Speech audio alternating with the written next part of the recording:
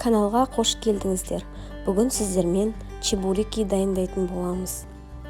Өте жұмсақ болып шығады, жасап көріңіздер. Ең алдымен қамырымызға тұзды қосамыз.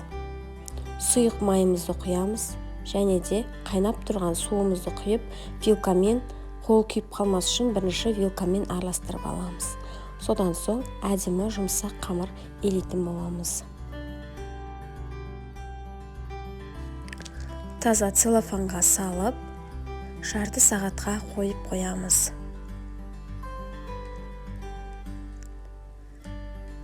Қамырымыз жарты сағат тұрды.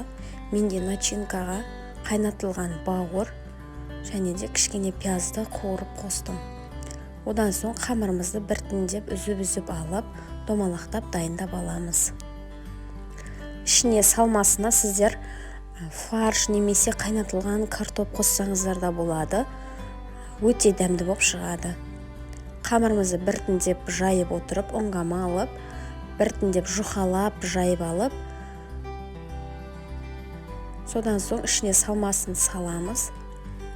Өте жұқа болуы тиіс.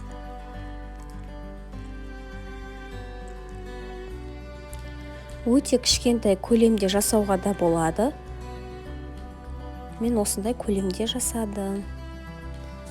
Салмасын саламыз және де жан-жағын вилкамен бастыратын боламыз. Толықтай бастырып шыққан соң жандағы артық қамырларды мына мендегідей құрылғымен кесіп тастасаңыздар, жан-жағы өрнек әдемі болып шығады. Немесе жай ғана пышақпен кесіп алсаңыздар да болады.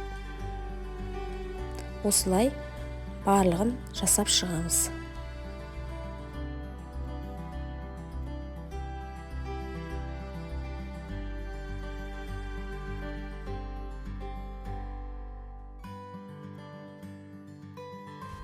Чебуректеріміздің бәрін осылай дайындап аламыз.